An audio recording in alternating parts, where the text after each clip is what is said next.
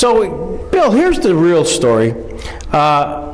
Recently, I was honored to be inducted into the Chautauqua Sports Hall of Fame. Oh, good. And one of the early members was a guy named Dr. Harold Blaisdell. Yeah.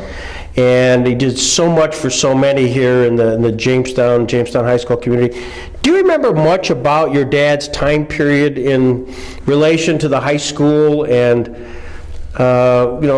Well, he started, as far as I remember, as a little tiny guy, sitting next to him always on the bench, especially in the wintertime when I was freezing to death. He was a team doctor for the football games, and he went to every one, even out of town. What got him interested in that? Was he on the school board? Was he anything part of that? No, had nothing to do with the school administration. Yeah. So he just became the go-to guy for the local athletics? Basically, just a football team. People, came to him, but he wasn't, there wasn't as much team sports and things in high school at that time as there are nowadays. No swimming pool, no baseball team, nothing like that. Just basketball and football. Just basketball, football. Yeah. And a lot of sweets. Your dad was part of my mother's story. Okay. He was a pilot, wasn't he? Yes. And my mother had spinal meningitis. Has she told you the story? No. And a doctor, Italian name, I want to say Vitanza. Was there a Dr. Vitanza? Yes, there was. Yeah. Diagnosed this. Okay. And there was this was my mother at age 6, 7. I mean, and it was spinal meningitis at that time was a fatal. Oh, yeah. Fatal disease. Very bad, anytime. And so there was a serum in Pittsburgh, and they needed to get it. And they had to get it right away. And so the story goes that your dad flew down. That's typical. To get it. Yeah. To get it back, and then they could administer it, and obviously was successful and saved my mother's life. So how great. Yeah. Would you like to hear another really quick flying story? Sure. Have you ever heard of Martin and Osa Johnson, the great African explorers? They were called to Jamestown because they were Swedes. And they showed their movie, and it was in the wintertime. And to go back, the snow was so bad that the train couldn't move. So they were going to get stuck here. My dad said, well, would you like me to fly you up there? And they said, well, yes. They'd never been in an airplane or anything like that before. So they all got in, and I've got pictures of them with all the sheepskin helmet and jacket and everything, waiting to get in the open cockpit biplane. And they jumped in and he flew over to Pittsburgh, and they were so impressed by that flight that they became pilots themselves. Each had a plane, and they continued on in Africa with the planes that they learned how to fly and got excited about in Jamestown, New York. What was your dad's interest in aeronautics? Had he learned during World War I? Had you know? He was in the trenches in World War I as a medic, enlisted medic, and he liked to see he just loved to see the airplanes. He was from a farm in Cherry Creek, and he'd never gotten into any sight of airplanes before that. And he saw these planes coming over, and he said to himself, someday I want to do that. So when he got back and finished college and went to medical school and had a little dough to spend, he took lessons up on top of, they had a little airport up on the top strip on Jamestown. What's the name of that street? You don't remember, okay. Flying in a Waco. So he bought a Waco. And the adventures that he had in that are quite interesting too, but I want to follow it. Did he fly right to the very end? I mean, no, he finally decided it was too expensive. Yeah. And he was maintaining an airplane and gas and inspections and such as that. Just wasn't worth it to him. Right. So he just gave it up. But he had it for many, many years, had the plane for, I would say, at least 20 years maybe. What kind of practice did your dad have? General surgery. Was he? And he practiced out of both hospitals or just one? Both hospitals. Yeah. And the old WCA, it didn't look anything like it looks now. I remember they had just swing doors on the rooms, you know. Yeah. It was just the one building, you know. It was really different, yeah. What did your mother do?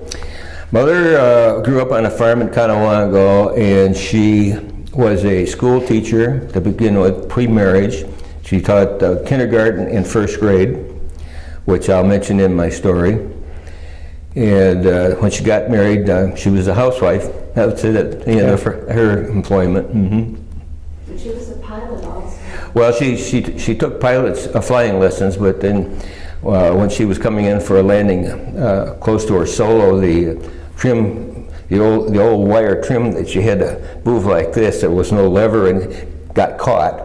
And she couldn't move the trim, but she made a landing anyway. And she said, "I don't think I want to do that anymore." Yeah. But she got her license? No, she never did. Never did, okay. No. At least she did it. Yeah, right.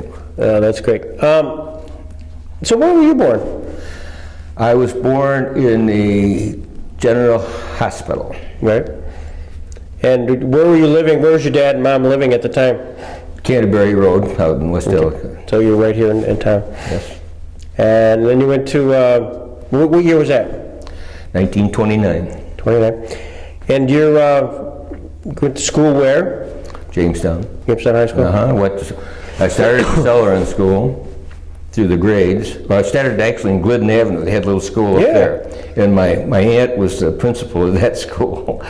And then I transferred to Celeron for the higher grades.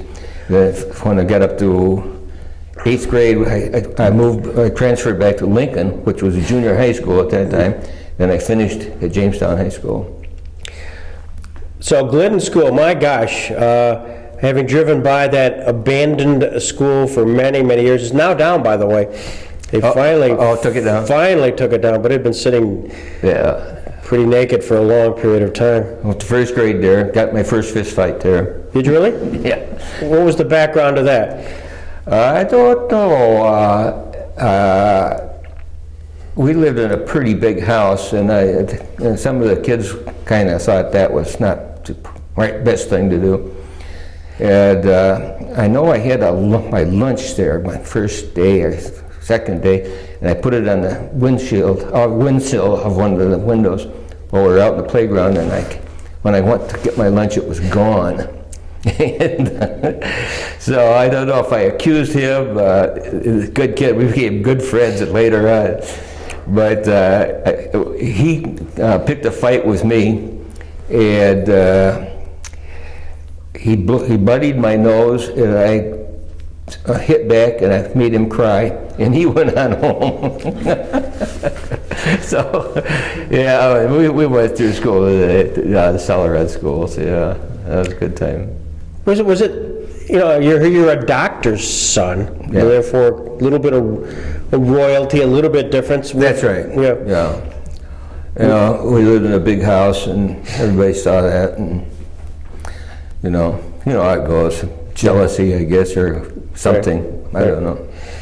So, was there a teacher of note as you were going through, whether it's Lincoln or Jamestown High School, who sort of made a big influence on you? Yeah, Mrs. Weidler from Frewsburg. Her husband was a doctor, wonderful teacher. All the teachers in Jamestown I thought were great. Now, I don't much remember the teachers in Celeron, except one of my teachers transferred to Celeron, and she became teachers of mathematics, and that was always been my weakest subject all through my life.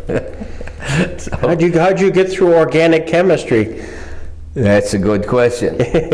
Organic chemistry in college, I think I either failed it or I dropped out of it, and I didn't realize that you had to memorize everything, all the formulae.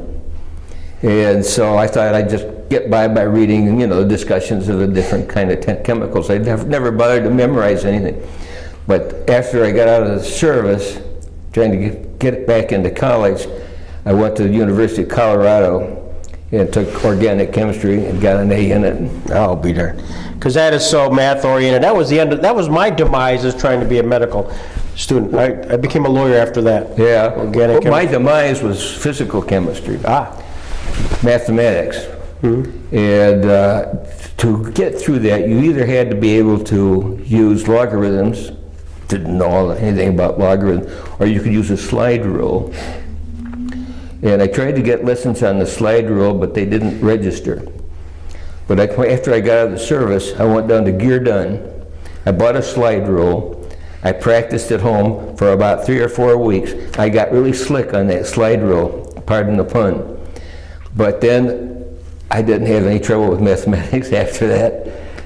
Yeah, I got it, you know, no problem. I could just pick out the answers on the slide rule, and you know, or you have to. It gives you sort of an answer, and if you know approximately what it's going to be, you can say, "Well, that's the right answer," and it always was. You realize that except for Ann behind me, nobody knows what you've just talked about? Yeah, I know. I've told other people this. Yeah, I get it. I exactly. You know did what it too? Yeah, Okay. slide rules all the time, but that's foreign to everybody else back behind us here. Yeah, right.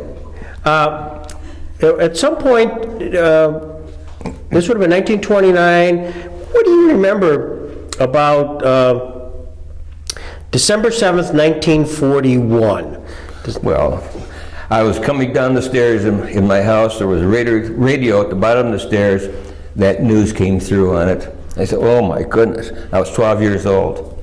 I said, "Oh my goodness! Something awful has happened. I want to go right out and recruit a bunch of people with guns. You know, we were going to protect our little city." So that's what I remember about it. I remember Roosevelt's speech, of course. Yes. Did your dad talk about it at all? Did he talk about it? You remember him saying, "Bill, this might have an impact on you at some point"? No, he didn't say that, but he said he knew what was going to happen. So 3 months before Pearl Harbor, he enlisted in the Navy. He had been in the World War I, so he was World War I, World War II, and he got a commission in the Navy, and then a lot of the time he was down at Norfolk Naval Air Station and base, and then they put him on a carrier, and he was in a lot of the Pacific battles on a carrier. So he actually was still of an age to serve actively then. Well, as a physician. Yeah. I mean, he wouldn't, you know, be anything that, but he was very, very liberal and always willing to go ahead and do things. Yeah. The guys couldn't believe it that he was that old. Yeah. He kept up with the younger officers. Yeah. Did he come back with any war stories?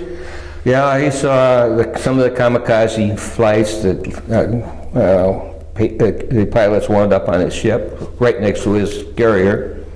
And some of the battle, some of them were running out of gas at one point, and they landed on various, the ones that went to bomb Japan, and they would land on the various carriers. So he told me about that. Was he on a carrier? Yes. Yeah. Do you remember the ship? Yes. I'm having problems now with memory. Cabot, USS Cabot. Cabot? Yeah, it was a destroyer carrier. It started out as a destroyer. It was one of the smaller carriers, but they were very fast, so they could get them places quickly. Yeah. So the war ends. Do you remember much about VE Day and VJ Day in Absolutely, I Jamestown? remember all about it. Yeah. I was down in Norfolk, staying with the family down when they dropped the atomic bomb. And I said, "Oh boy, I know what's going to happen," because I'd read about atomic things in comic books when I was growing up. I knew what atoms were and how strong, powerful things they were. And at VE Day, I was in school, and it came over the loudspeakers down in Celeron, I think it was. Yeah. Was there celebration, like, especially on VJ Day, or? Was there a celebration? Yeah, do you remember? Yes, I do. And all the troops came out. I was down in Norfolk that time. The big main street was Granby Street, and I said, "Dad, can I take the car out and look and watch what's happening?" And I went out, and they were all throwing up their hats, the sailor hats and everything. Just the streets were mobbed with veterans. Mm-hmm. Yeah. What a thrill. So literally, the war's then over. Your dad comes home. Yes. Shortly thereafter? Yes. Mm-hmm. Yeah, he came back and resumed his practice.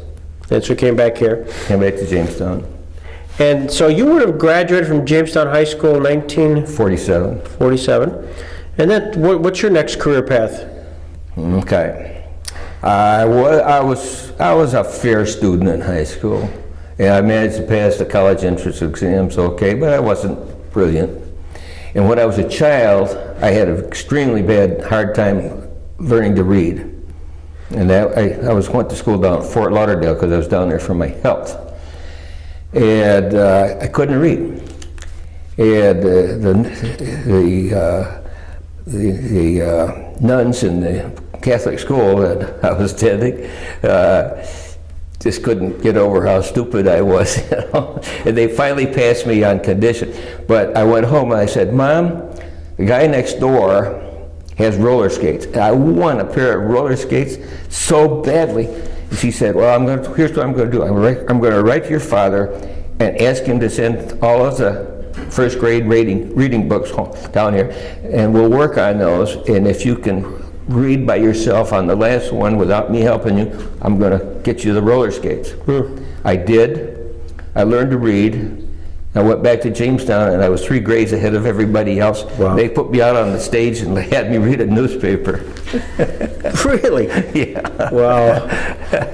So they, in one sense, they retarded your growth because you had to pause while everybody caught up with you. Well, yeah. Well, that wasn't so great in the other subjects. Yeah. So, graduate from high school and college. Where'd you go to college? Okay. I was admitted to Colgate University in Central New York. And I really wasn't ready for college because I grew up in sort of a social atmosphere, all coming up through, belonged to a high school fraternity, all that jazz. And I wanted to continue playing. Were you a Bra Caddy clan? No, I was AZ. Alpha AZ, Zeta. yeah, okay. Yeah, I had Bra Caddy friends, but I don't like I don't like to talk about that. Yeah. And so when we got to school, my sister was at Wellesley at that time, and she wrote back to me. She said, "You must get into one of the fraternities." I didn't think I would. Well, I knew somebody from Jamestown that happened to be in Beta Theta Pi, and so he recommended me as a pledge, and I wound up in Beta Theta Pi. And of course, really plugged into all that social life, which really hurt my study habits.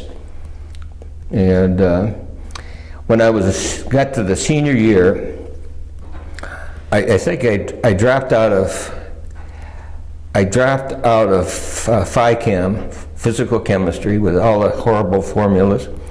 And I don't remember if I finished. I don't remember. I think I might have dropped out of organic chemistry too.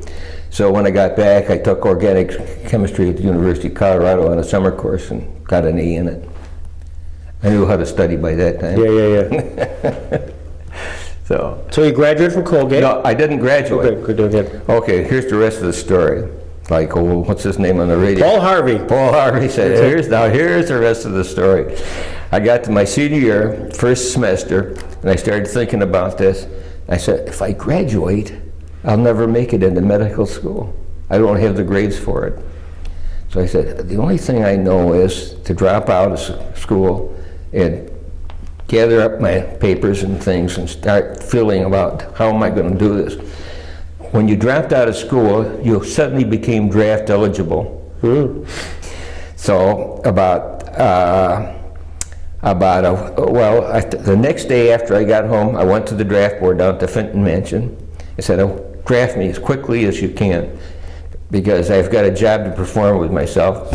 And within a week and a half, I was on a bus to Buffalo for my physical examination.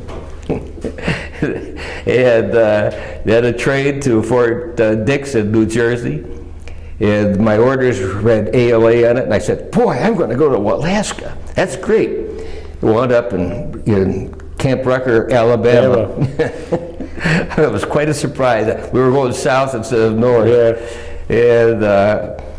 And down there, I got into basic training, and I really worked hard. At night, I would go out and drill myself in close order drill.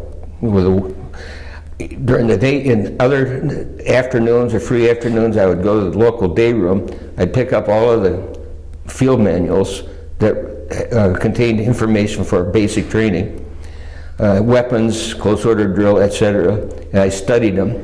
And I wound up giving class to the other recruits during basic training. The platoon sergeant noticed that I was interested in doing stuff like that, and he called on me to give classes. So at the end of the basic training, the division offered ability to go to 3 different organizations in Army if you wanted to do further Army work. One was paratroops, the other was Special Forces, and the third was OCS, Officer Candidate School.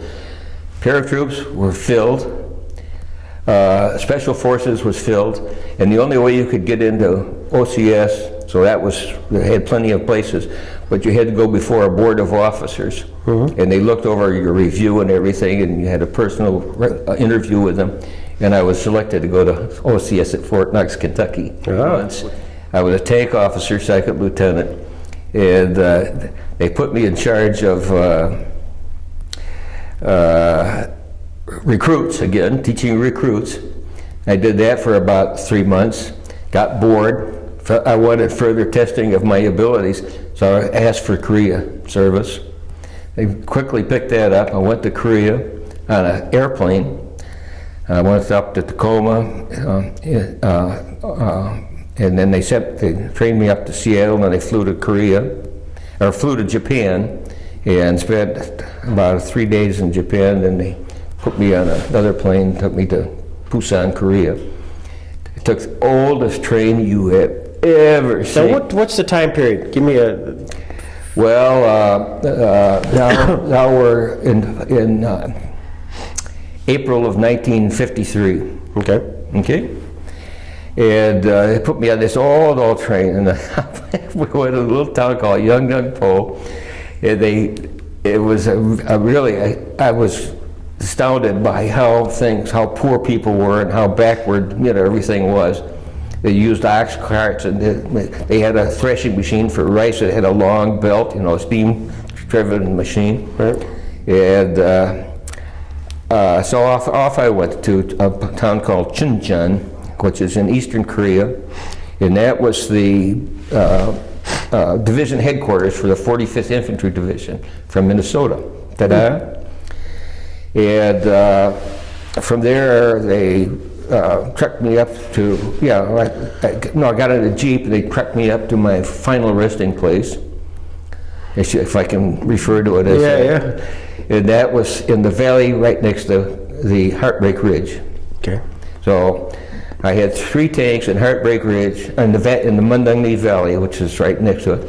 And a trench line went up to the top of Heartbreak. I had one tank on Heartbreak, and the one tank just behind Heartbreak, they called the Overwatch position. So if they broke through, they still had a tank to catch them. And I was down there. We were under constant fire all the time we were down there. Lived in what we call Uchis, little bunkers. And I had 2 other bunkers beside my own down there, 5 men in the bunker, 1 tank crew. And next to it was an infantry bunker. And I talked to the infantry officer every day. Today we conferred with each other. He told me where he was going on patrol that night. We picked out firing points for me to shoot at. And he would go up there and he'd make contact, enemy contact, and he'd say, okay, it's on number 3. So I'd start bang, bang, bang, bang, bang, and number 3. I could see the round set because it was all direct fire. So at that time, the war was trench warfare, basically. Wow. And you know, the North Koreans and Chinese troops had been held back by MacArthur. And they finally worked their way down to the 37th parallel, and they couldn't get any further. We stopped them all when the Allied troops came in, Allied forces troops came in. So they were stuck there. And so it was just shooting back and forth at each other. And my bunker got hit by one of the rounds. It set it on fire, and I've got a picture in my folder of me holding the fins of the fire of the mortar. And another large mortar hit one of my tanks and curved in the top of the turret. And they had to take that fellow out to you know, send him back. And I remember writing a letter to his family. So that was my experience there. Then, Now, at that time, 53, did you get a sense of how the war was progressing? well, it was stopped right then. So, I mean, you were kind of there on the 37th parallel? Yeah, on that side, on their side, and we were on our side. Yeah. And we were just shooting at each other all the time. And as far as just intelligence to know where they were, I mean, you kind of knew where they were, and they kind of knew where you were, and just... Oh, they could see us, and we could see them, basically. And when I was there, Air Force planes would come over our trenches, and I'd get tears in my eyes because I was so happy to see those guys come on over. And we knew basically, I'd go back to the company rear, and we'd discuss it, you know, what was happening in company rear, which was about 3 miles behind the lines. And so we knew all the time, and they were always hitting us with mortar shells filled with propaganda messages. And they'd float down, and I collected some of those, put them in my box. Was there a Tokyo Rose type person in the Korean conflict? Yes, there were. And I don't remember. We didn't get that on our radio. We didn't. I didn't have any radio until I went to rear for training each time. But it was basically paper propaganda. Right. What was the morale like? Good, pretty good. Nobody complained. Yeah. We all tried to have a good time. I had one fellow in the bunker. I was a black boy in my bunker, and he was always talking with some of the other guys, and they would laugh. They were having the best time. That made everybody else in the bunker happy. Was there a sense of, I mean, you just talked about a black member, and was segregation an issue during the Korean War? No, it wasn't. It was in World War II. Right. When I worked on airplanes in World War II. Okay. Down in Norfolk. Father would never let me rest during the summer. He always got a job for me to work on, so I worked on the air base on assembly and repair, what they called it. Right. And segregation was there. They had their own drinking fountains, and you know they didn't have them as combat people. They were primarily service people during that war, but that changed right during that war, I think. Was that kind of an eye-opener to a kid from Jamestown, New York? Yes. One of my best friends was a black boy from where I lived, close to where I lived, Leroy Lattimore. And I knew the whole Lattimore family. And Leroy was just a nice guy. The family was a very high-class family. They delivered our papers. We all knew each other. And Leroy went into World War II, and for the first time in his life, he was treated as a race, segregated race. It just broke his heart, and he finally committed suicide. Oh, gosh. Yeah. This is a guy you knew up here in Jamestown? Absolutely, yeah. We were good friends. Yeah. Yeah. How did you feel about that? I felt terrible. All of everybody that knew him felt terrible. Yeah. He was just a nice guy, and hardworking, and just a fine boy, you know. So by the time the Korean War, the black members of the service were in fact equal members? Equal. In fact, I had several in my officer candidate school class. About four of them. Guys, nice, good guys. So the whole racial thing had just about passed by. Yeah. Gone out the door. As an officer, what was your rank? Second lieutenant. Second lieutenant. So you're second lieutenant. Did you? Well, I made corporal and staff sergeant while I was still an enlisted man. Yeah. Before I went to OCS. Did you get a sense of how to even gauge success? As here you are as a Pusan, and you know, because you're there, they're there. Is there a way to even gauge progress other than not losing in a sense of Well, everything was so stationary. Yeah. You want to hear the rest of the story? Yeah. Okay.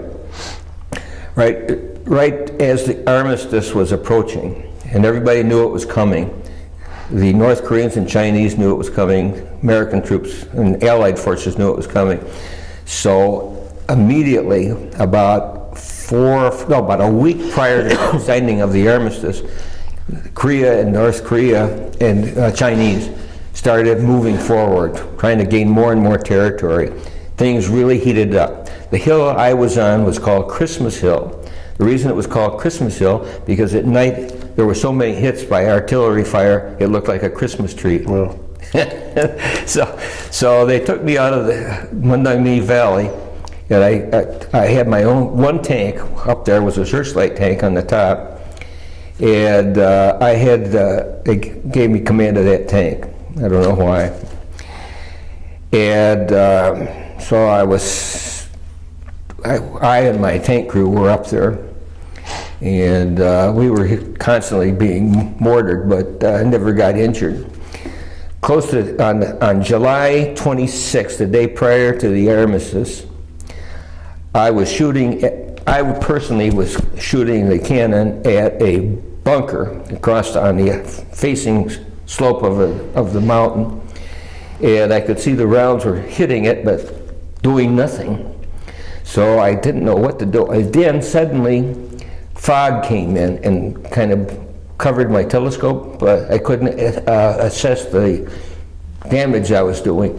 So I took a sound-powered telephone, went up a trench line to the top of the mountain, looked in the binocular, the artillery binocular, and talking to my gunner, which took over my job while I was up there, I tried to direct fire through the sound-powered telephone, which I did. And he did it, but I couldn't assess the damage it was doing very well. So I went back down through the trench, and I said, let me shoot the gun.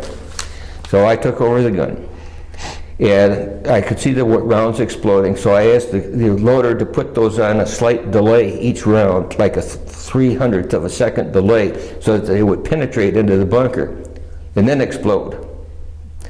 Instead of penetrating in, they were ricocheting off the top of the bunker, and they would explode on the reverse slope of the mountain, right where people were walking around. Chinese troops were walking around. That got their attention very quickly. My gosh. So as I said, Sergeant Kapuscinski, would you bring me the binoculars that were in the little armor dump that we had close to the tank? Sure, Lieutenant, I'll bring him. So he picked him up and started toward it. I started to climb out of the tank. And I reached for him, and at that instant, my tank got hit by an anti-tank shell. Oh. I was halfway out of the tank.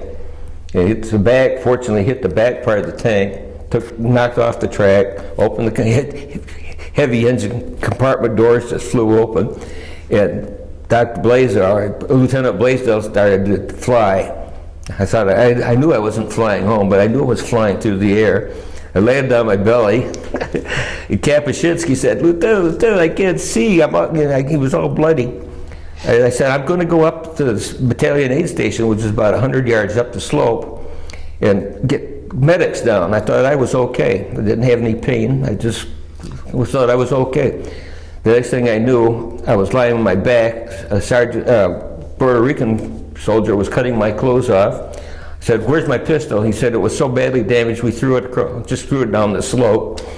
And they quickly brought down a Jeep with stretchers on it, piled the cap on one side and me on the other. It took us up to the battalion aid station.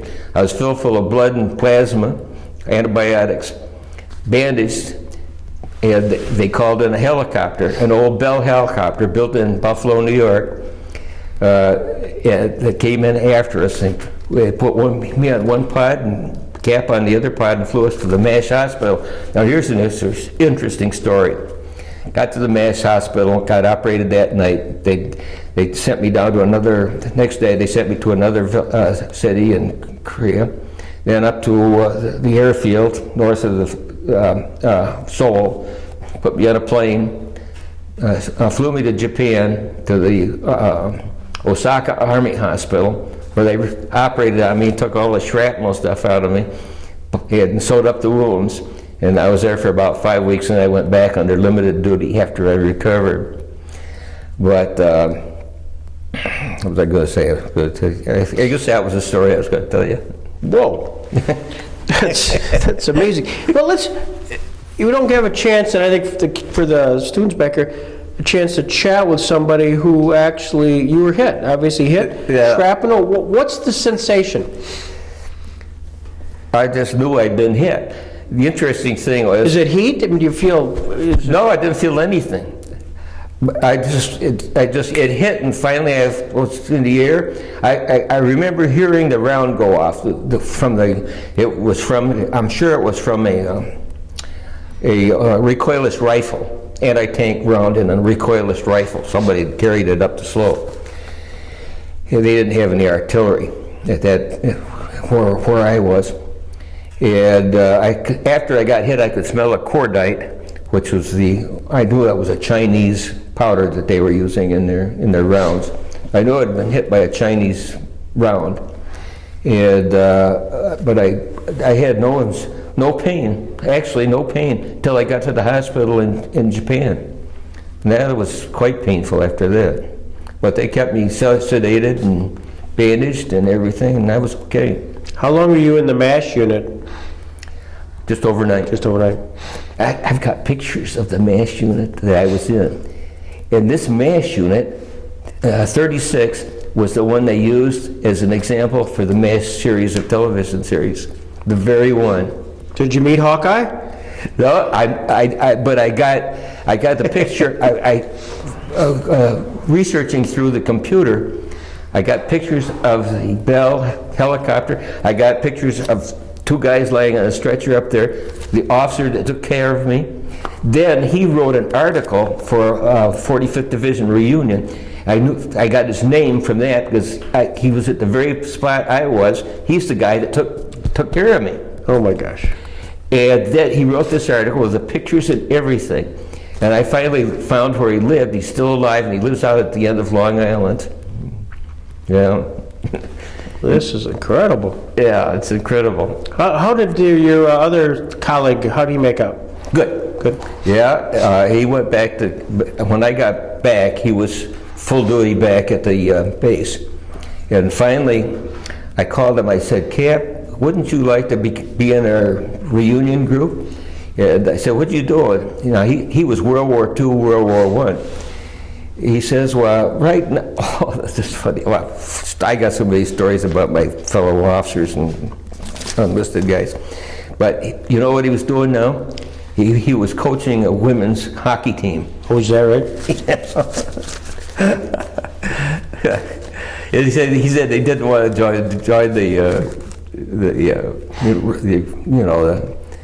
every 3 years we'd have reunions. Yeah. And he said, "No, I don't think I can do that." Do you feel it now? Do you still have shrapnel in you? Yes, I do. And actually, I developed a severe disability secondary to it. Mm-hmm. My spine was damaged quite badly, and I developed a severe scoliosis, which is a bending of the spine to one side or the other. So that made walking difficult and balance and all that kind of thing. So I was taken care of. This was all diagnosed by the Veterans Administration in Florida, and I was given a pension for it. disability pension. Did you get a Purple Heart? 2 Purple Two Hearts. Purple Hearts? Yeah. What was the second one? Well, the second one was a bad one. The first one, I was riding in a Jeep and a mortar hit right next to it, and I got some head wounds from that. So I just went into a battalion aid station, which was close by, and they fixed it up and said good luck and sent me back to the Jeep. Where was that? That was in the Mundungni Valley in Korea. When was it? Yeah, Yeah. it's when I was in the valley by Heartbreak Ridge. Gotcha. Well, you were on the front line here. The whole time, yeah. Except for they'd bring us back to the rear every once in a while, me and all my tanks, and they would run practice exercises for about 3 days, and then we'd go back to the line. Did you have any chance for R&R at all? Everybody got R&R except William Blaisdell. Why was I that? never had a chance to get it. I got shot before my R&R time came up. That seems unfair. So yeah, well, in the hospital, it was great because as I was recovering, the USO troops, God bless them, great people. They took care of us. Took us we went to see plays. We heard concerts. We watched a bicycle race. Just all kinds of things like that. Now, this was in Japan. In Japan. Mm-hmm. Whereabouts in Japan? It was in Osaka. Osaka. Mm-hmm. OSAKA. Yeah. Big city. Did you wonder when they sent you back? You'd say, "Come on." Did you have some sort of? No. I knew. I was ambulatory at that point. Yeah. So why should they send me back? They took care of me. Of course, you kind of had a sense because at the time you knew the armistice was. The armistice occurred the next day. I was going to say. So you're out. I'm just trying to get this, Bill. You're out there shooting. You kind of know the armistice is coming. Yeah. You're still shooting. Mm-hmm. You're sort of, because of the way your calibration of the ammunition, you sort of ricochet off. You tick off a bunch of Chinese, and they start firing back at you. Yeah, they concentrated on me for a while. Yeah, turnabout's fair play. Yes, it is. Yeah. So as a result, you get hit. You get shrapnel. You go to a MASH unit. What was the MASH unit again? What was the number? 36. 36, which became the part of the TV series, which we all, at least I remember. Yeah. But let me say, the series doesn't really reflect like the MASH, that MASH. It was all business there. Right. Yeah, really. When you just an aside on the MASH, you I'm sure like me watched that wonderful Alan Alda. Yeah, I resented it a little bit. Did you really? Yeah. I just wondered how you felt about it. Yeah, they thought it was a big game. I mean, they pictured it as a big game for everybody. It wasn't. It was strictly life or death. Yeah. You know, no fooling around. I did get to go when I was. I was in reserve. I went back for reserve training one time, and us guys, tankers, were invited to go to that MASH hospital on a party they were having. And they did have a party. And so we all put on because we were cavalry, we had eligible for yellow scarves. We all put on yellow scarves. Infantry's blue scarves. Went back and one of the movie magnates' daughters from Hollywood was there. And she came up and said, "Oh, that's a pretty scarf." And I said, "Yes, would you like it?" I gave it to her. I wish they had, because, it was so that's the only time that I saw any stuff like that. Yeah. And that was during a reserve time. Mm-hmm. Yeah. So the armistice, once it's signed, was there a sense of relief in the troops at the time? You're in the hospital? Oh, absolutely. Yeah. Oh, yes. Everybody was biting their fingernails, hoping that it would actually occur, and it did. I took the side road. Did you guys celebrate at all? Was there any pause? Because you're in the hospital, but I don't know. I don't know what happened up on the continent. Mm-mm. Yeah.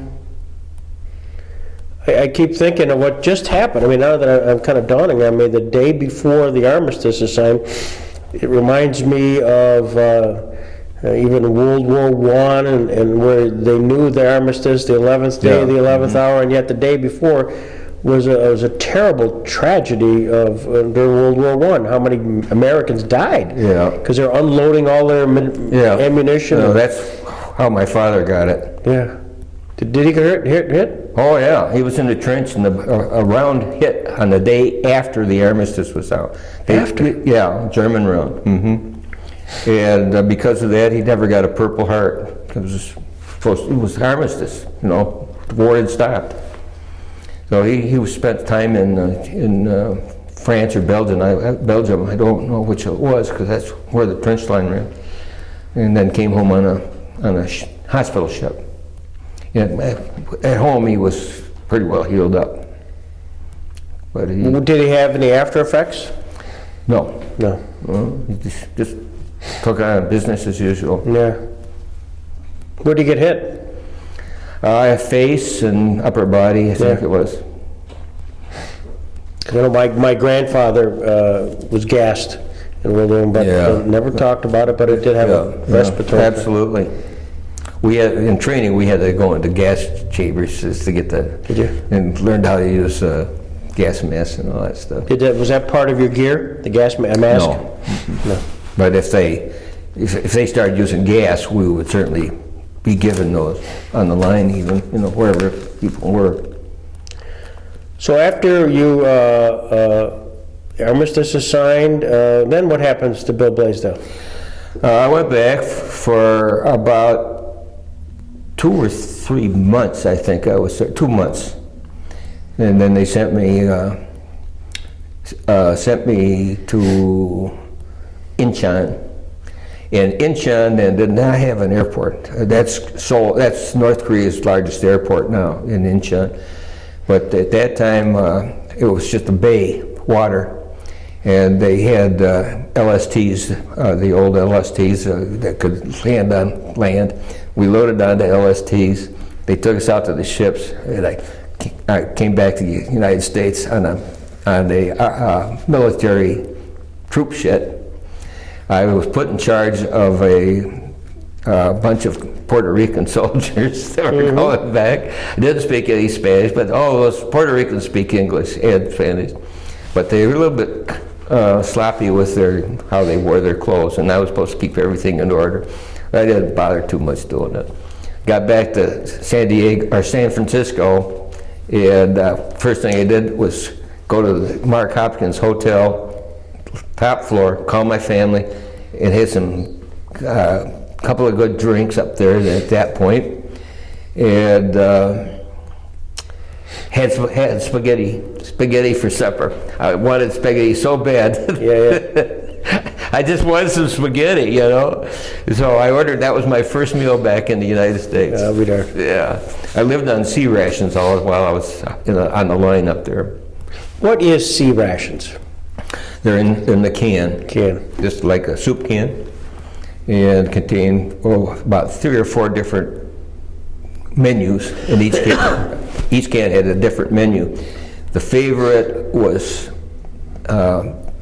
wieners and beans, and we lined those up in our bunker on an old ammo box that we tacked up there.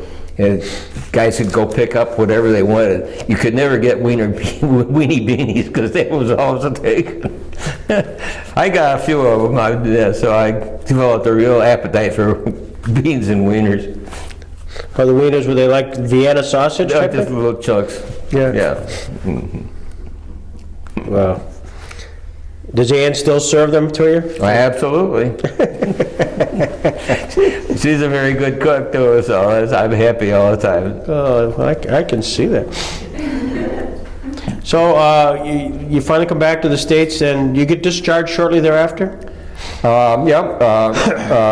From San Francisco, I got on an old train and I went to Fort Monmouth in New Jersey, and was discharged in Fort Monmouth. And my first wife, who has now died, she died from cancer, met me. And I'd already had a child in Korea, my daughter, Susie, who's a nurse midwife, just about ready to retire in Erie. Oh, good. And I went to the local PX up there and bought a box of cigars and passed them all out, good. all my guys. and so then when we met in New York City, my wife and I, she got pregnant for the second time.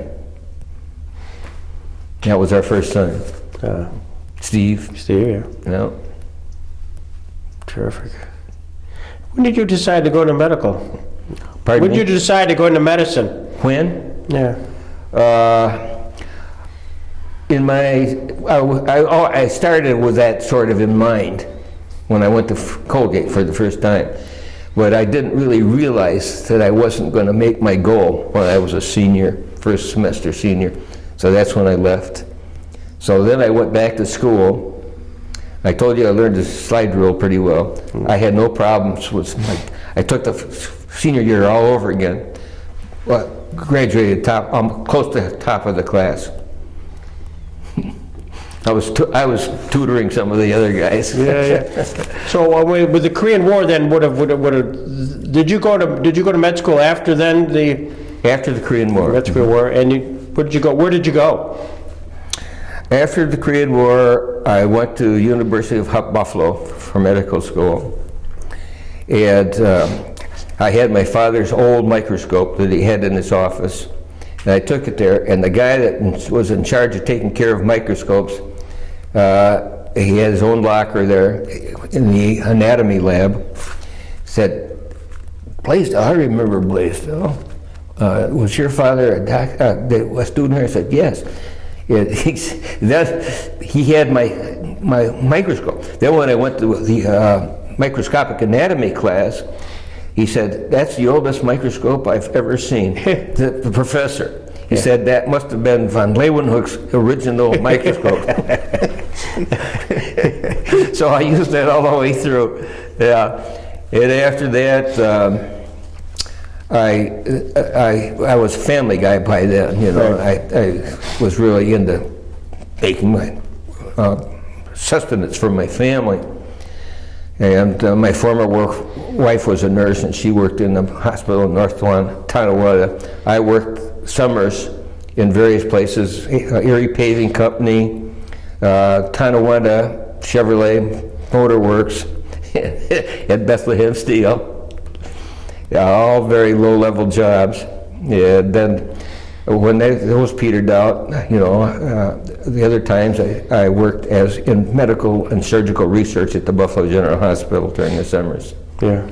Which was fine because I really learned how to operate working on, you know, research projects. Sure.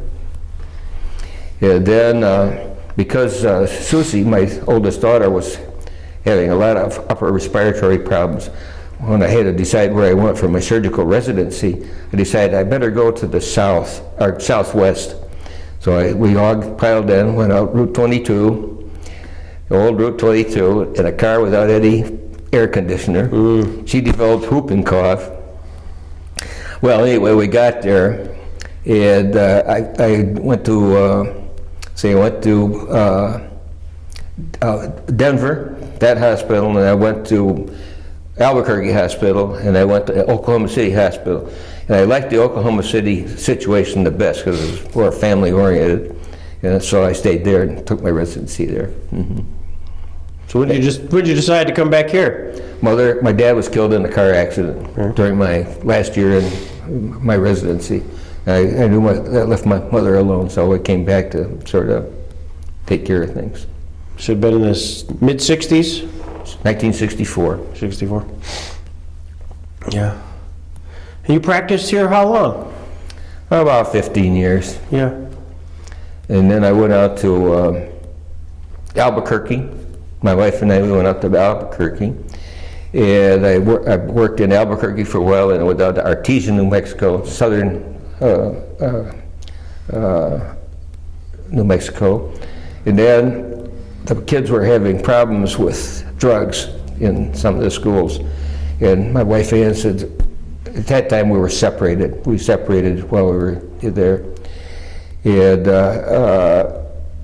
so the chief of manager of the hospital, one of the big hospitals in Albuquerque, would you like to go down to Artesia, because he knew we were having problems, and help a doctor down there that we're supporting, smaller town. I said, sure. I went down there and I worked there for a year. And then my wife told me that one of the boys was really having some problems up in Albuquerque. So he came down to live with me, and then we together went back to Jamestown. Gotcha. Got out of there. I thought by going to that area, it would get away from the drug problem. Actually, it was worse out in that area than it was back here in Jamestown. You have spent a lot of time, both you and Ann, doing missionary work. Yeah. What instigated that? What was the trigger there? Anne Marie. Yeah. See, I belonged to the Christian Medical Society. Doctors that were Christians, and that subsequently became the Medical and Dental Society. So they included dentists. And she said, "Gee, this is interesting. You know, I see they're having missions all over the place. Why don't we try one?" I don't think so. And you know, well, think about it. So I started thinking about it. Yeah, maybe could be kind of a fun thing to do. So we started out in Guatemala, and went there for a few years, and then we went up to. We started out in Honduras, and worked there for a while, and then we went up to Guatemala. Then we went to Mexico, Guanajuato, Mexico. Then we went to the Dominican Republic. And all those 4 places we did medical missions. Well, it lasted about 20 years, didn't it, sweetie? 20 or 23 years. And subsequently, we've been doing mission work in Cuba. Wow. And Haiti. Yeah. So you've gotten a specific license to go to Cuba? Yes. Castro allowed people that were in education and medicine to go there as more or less teachers.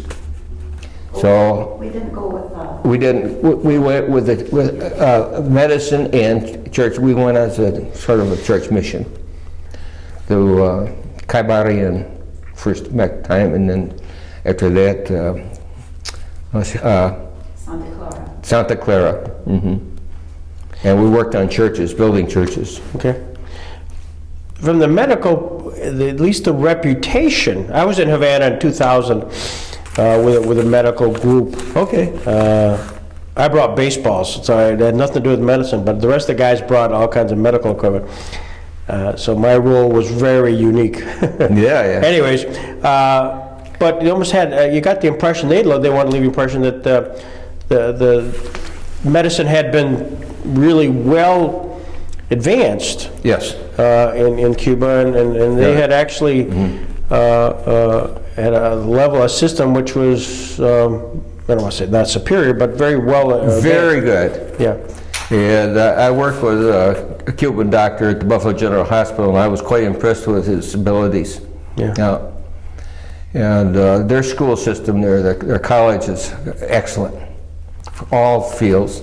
We have a very good friend who's a daughter of a missionary in Kaibarian, and she's there, and she's learned English, she's working on French, she's working on German. She's an excellent pianist and a great singer, and put it all together, she's also beautiful. Yeah.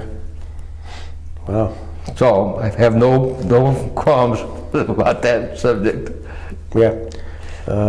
Did you get to Havana much? Yes. Well, we arrive in Havana, and then we have to take about a 6-hour bus trip to eastern Cuba, to where we were working. Are you still there now? Pardon me? Are you still visiting Cuba now, or? Ann will be visiting, but they won't take me anymore because of my age, I can't get insurance, and the church requires medical insurance before they'll sponsor you. Yeah. I could go if I paid everything by myself, but I probably wouldn't be part of that mission because of my disability. Right. What an experience. So let me go back to the Korean War just for a brief question. as I mentioned, we've interviewed quite a few World War II veterans, Okay.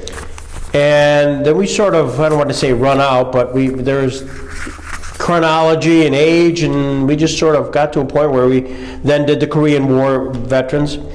And you're an exception, by the way, of people who wanted to pause and reflect on their Korean War experiences. Yeah.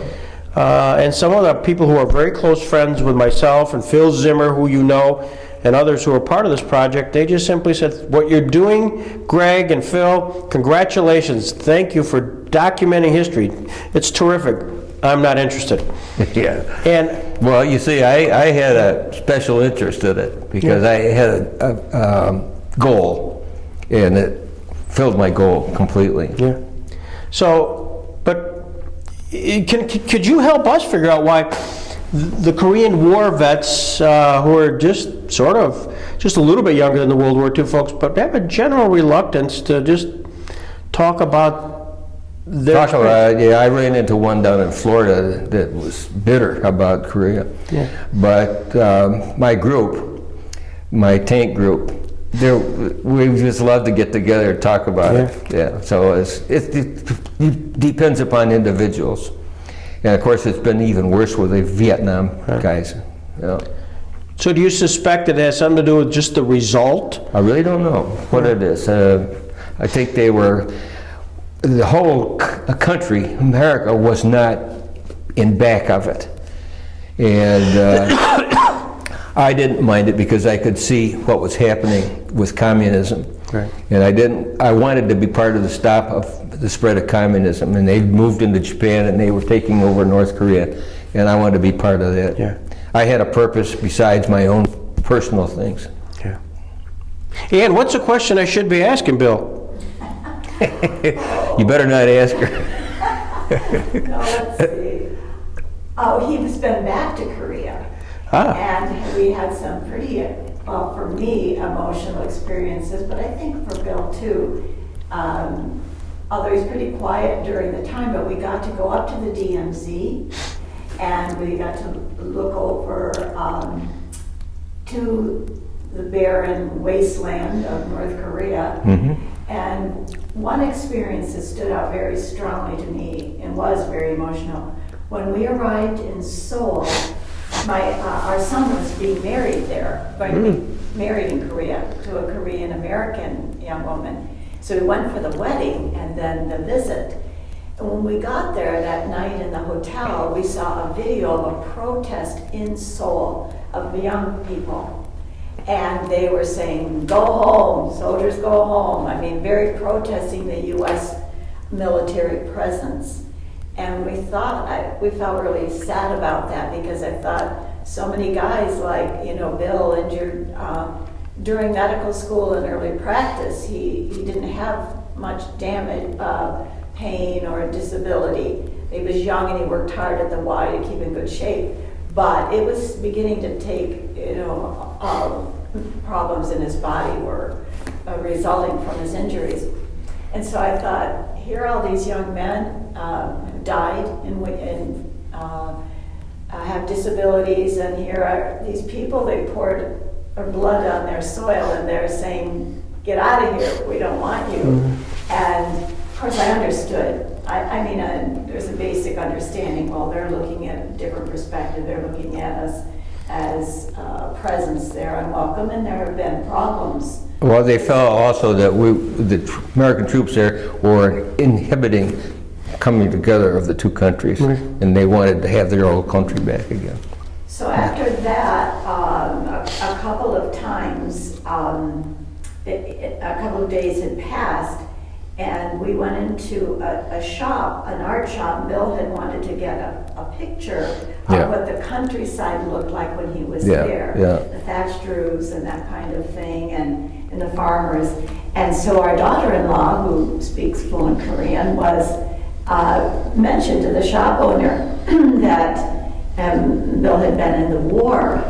And she said, just a minute.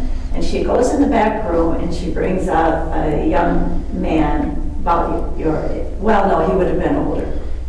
And she said, I want you to know without you, without the United States soldiers, my son would not be standing here. Look at the with me back, today." I've got, Because she some of them said I've written. so many of the young children starved to death in Seoul because they did not have food, they didn't have anything to sustain life for this period of time. And she said, "I thank you for saving my son." And she wouldn't let us pay for the painting. Oh, wow. She insisted we take it and bring it home. And so that was a very moving experience, because then we realized that there were people that still were grateful to Remembered to the the war, people that saved their lives and saved their country from falling to communism. And so that helped me through that. And now we're going back to Korea again. This will be our third time, because our youngest son is marrying a full Korean. He's there teaching English for a few years and met a young lady, and now they're going to be married. So we get to go to Korea one more time. So pull out our little stock phrases and practice our bowing. But what a country, what a transformation. Oh, absolutely. Have you been there, Greg? I have not been to Korea. They have just, had Olympics there and beautiful sports stadiums, and we've got to go to soccer games and baseball games.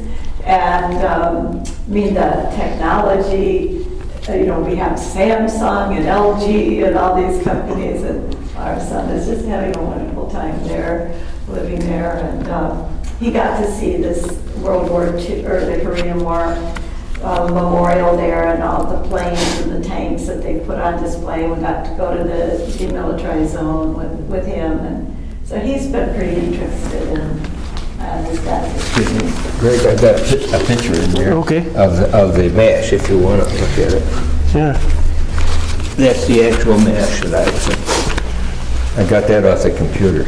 So I keep thinking, of course, we watch that crazy TV movie so much. This is great. Did you get out what you wanted to say for the camera? Because this will be for your children. No, absolutely everything. You were a very good interviewer. Because this is phenomenal, Bill. I must tell you how fascinating this is. Though I still thinking about Hawkeye Pierce right now. Yeah.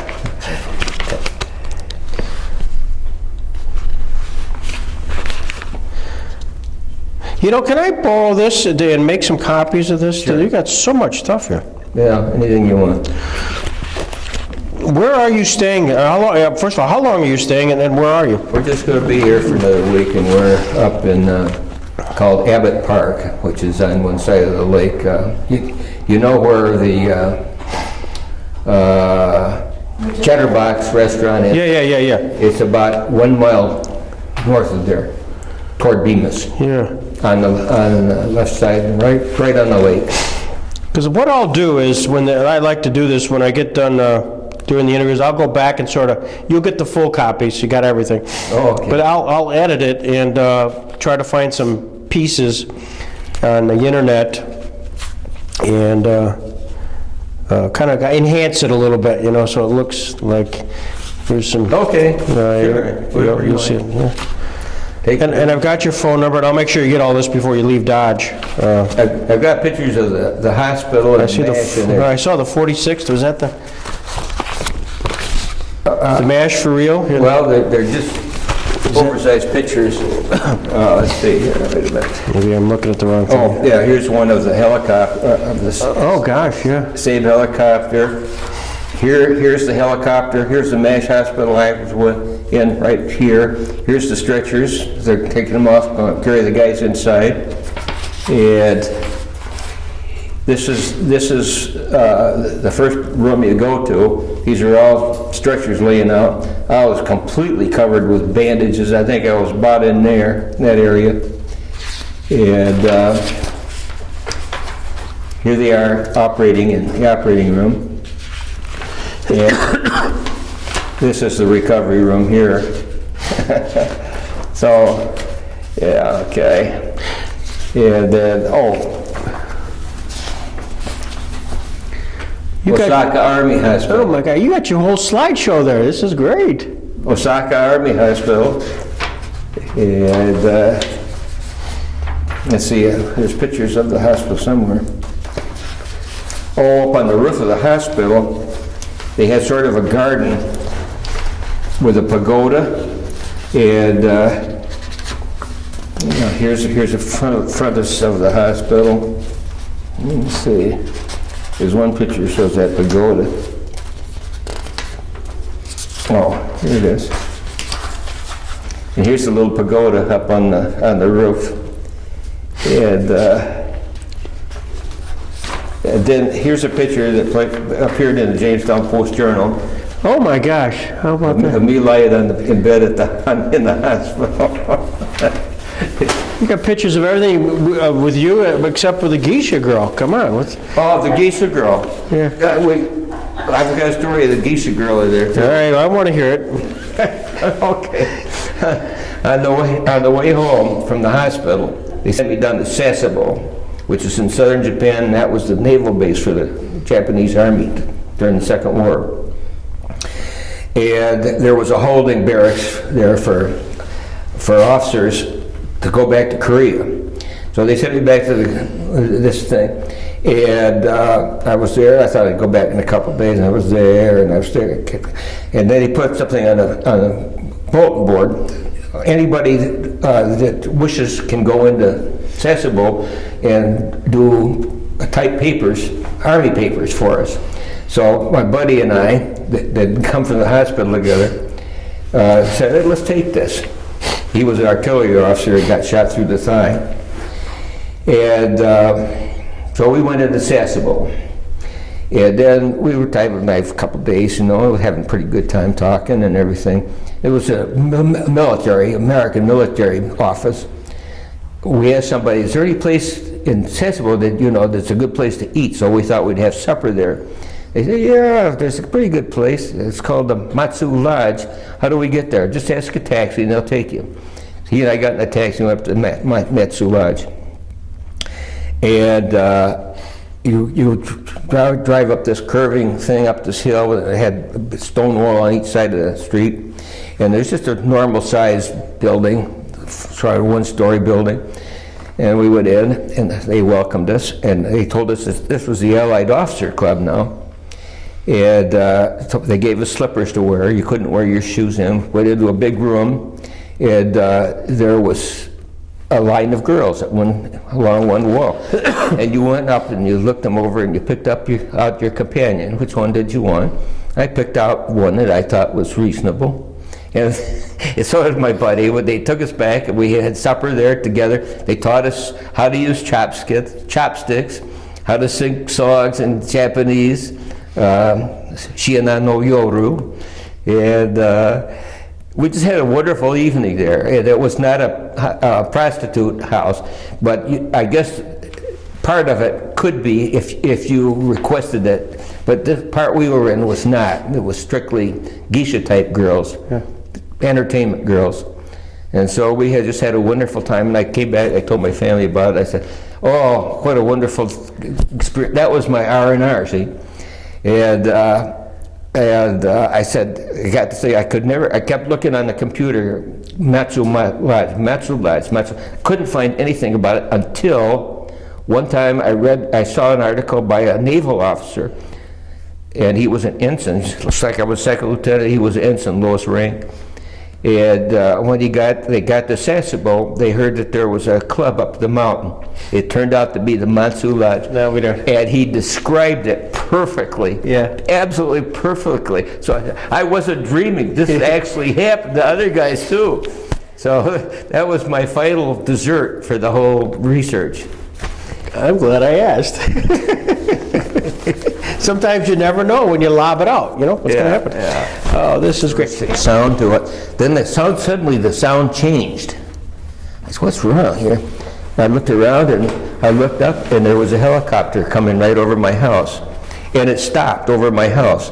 And my dad was out plowing his garden with a push plow. And he stopped over it and he said, guys leaned out and said, hey Doc, you want to go for a ride?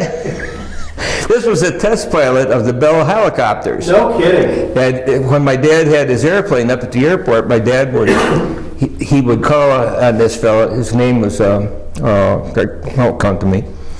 All I can remember is Sven Matson, one of those Swedes, you know. Yeah, I know.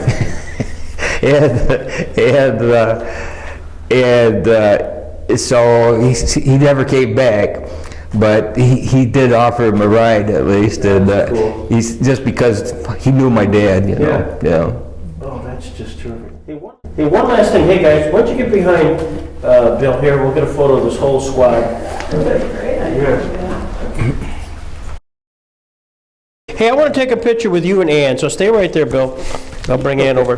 Sit those back there.